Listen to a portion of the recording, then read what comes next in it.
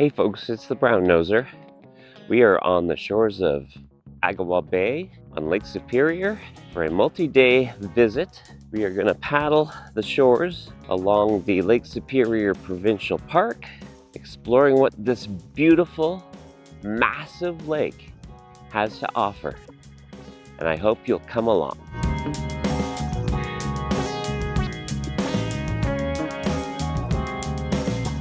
From our home in Ottawa, it takes almost 10.5 hours to drive to Lake Superior Provincial Park, and that doesn't count stops along the way. So we opted to stop overnight at Chutes Provincial Park, which still took us more than 6.5 hours to reach, but it meant we wouldn't be burnt out. One of our Paddlefolk friends joined us, following in her own car with her own tent and kayak.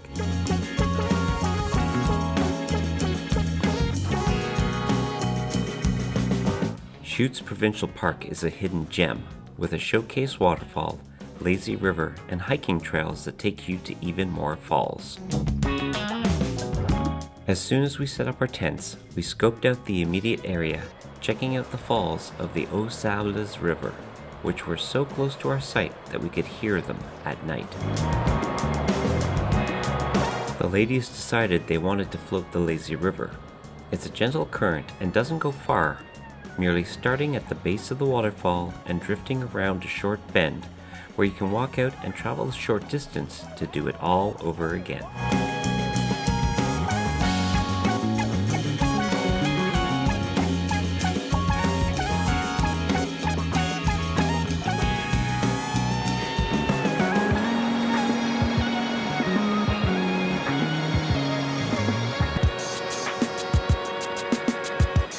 We had dinner and called it a night, as we had another busy day ahead of us.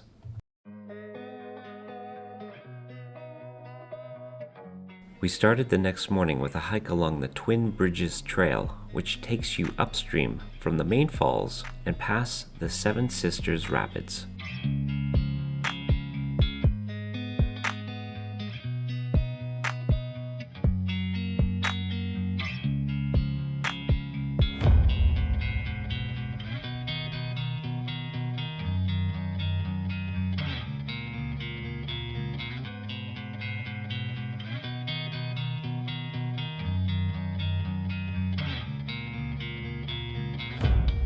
The trail is easy, with loops that can take you from 4.3 to more than 5 kilometers, depending on your route.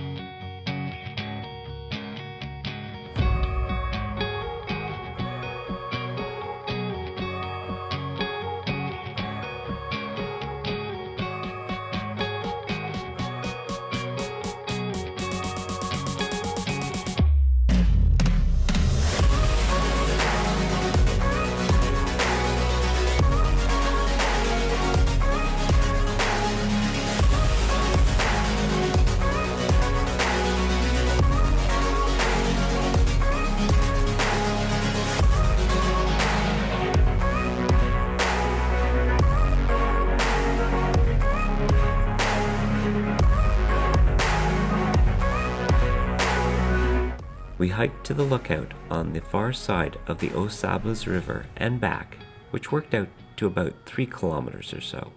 The hike is worth it.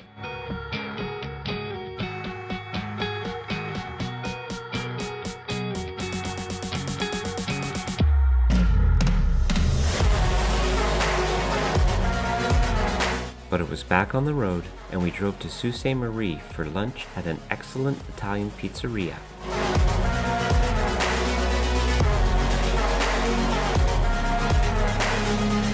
Followed by a visit to an outfitter store and other stores for supplies. And then we made our way to Lake Superior Provincial Park, where we would be spending the next 7 nights.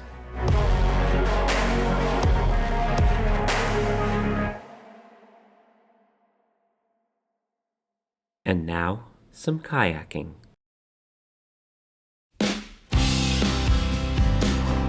So we're on Catherine Cove, just a little north of Agawa Bay, and we are going to paddle south along the shore of Lake Superior to Sand River and see what there is to explore. Let's do this. Water is so clear, and there are boulders underneath.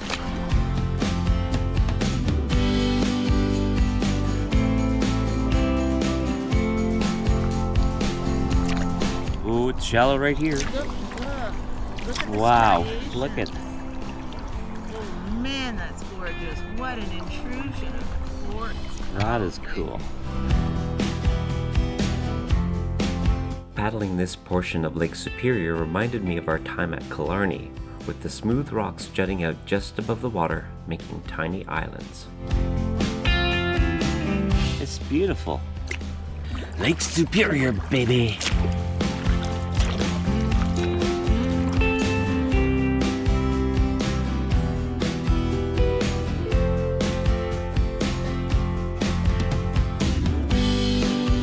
DW got out onto an island to check out the pool that was recessed within it. She discovered it was Bathtub Island, but we'll get back to it later.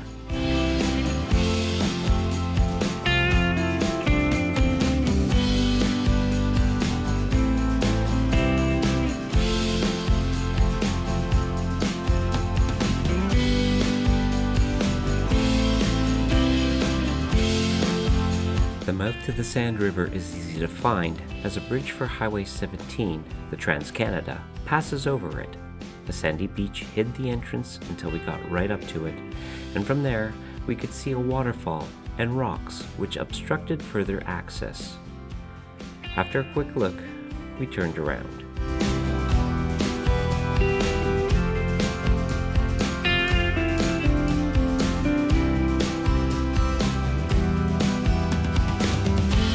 So apart from the boulders and a little bit of a waterfall, there's not much more to see beyond the Highway 17 bridge. So we are going to paddle back to Catherine Cove, and we're going to drive to another place where we can put in our kayaks and do some more exploring. Stay with us.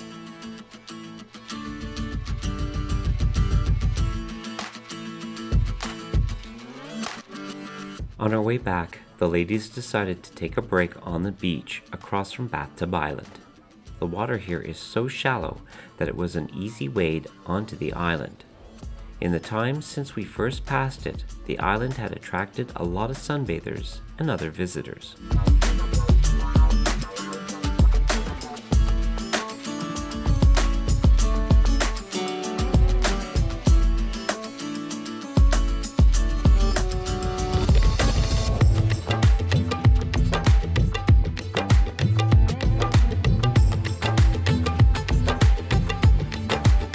After a dip, we made it back to Catherine Cove and had lunch before moving on.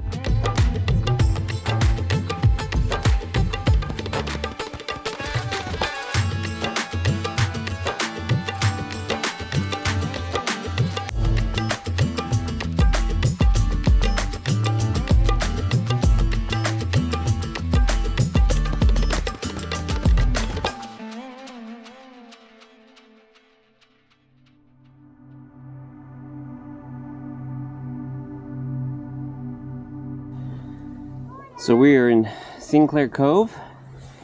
We're gonna go try to find some petroglyphs.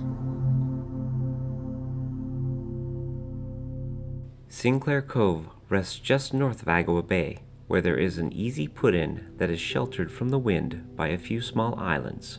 We saw a couple of sailboats anchored in the cove. There's a hiking trail that leads to the sheer cliff that meets the lake, but we thought it would be better to explore from our kayaks. Once outside the sheltered cove, a light breeze kicked up some rollers, and we realized that it doesn't take much wind on the lake to create waves, but these were gentle and did not pose any risk.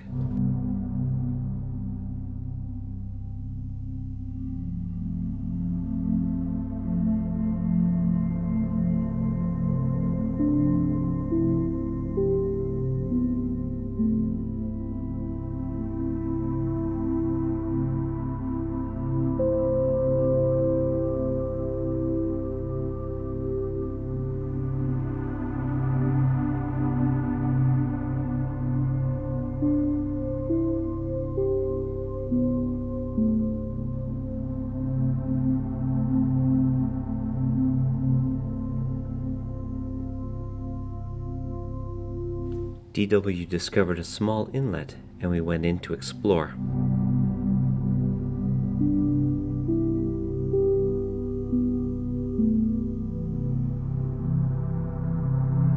The water was so clear that I had to dip my camera in it.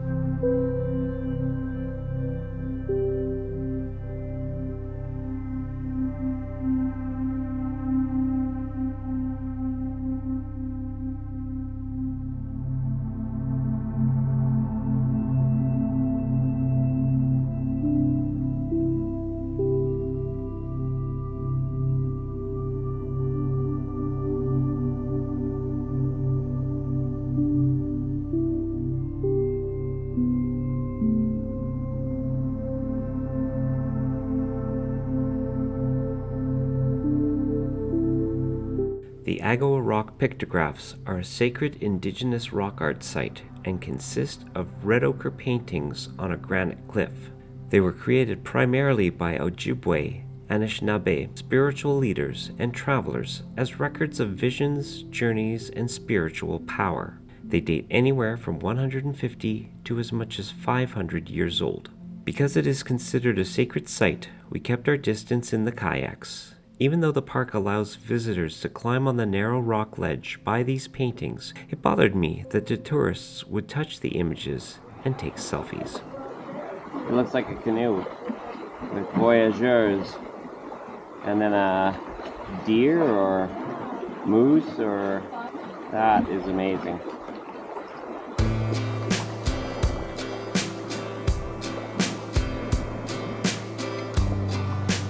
Well, that was truly amazing. What I can't get over is how long they have lasted with the sun on them day in, day out, pounded by waves, the weather, the wind. It's just truly amazing. The people who occupied this land, they knew how to love it. And I'm thankful for them. I think so. I'd like to go around the whole island. I would like to go around the island if that's okay with you two.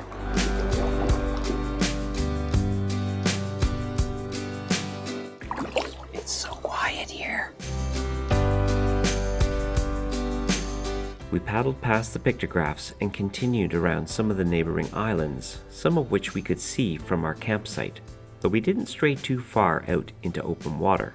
All the while, though, I did eye Montreal Island and wonder if we would paddle to it before the week was up.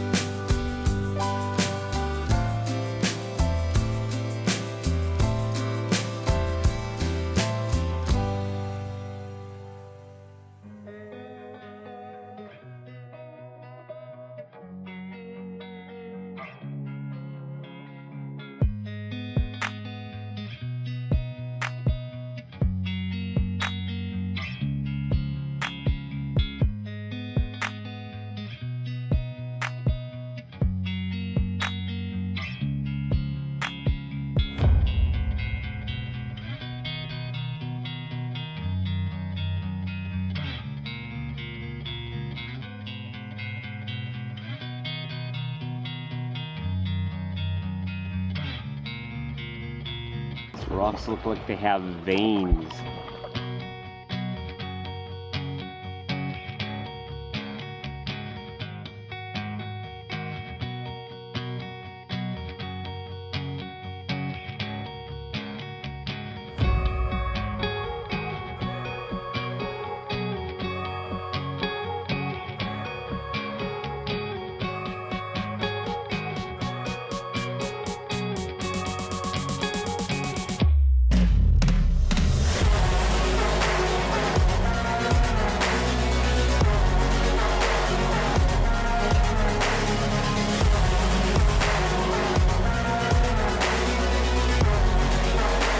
Hey, thanks for watching. If you liked this video, give it the old thumbs up and subscribe so that you don't miss the next one. From Agawa Bay, this is the Brown Noser. We'll see you next time.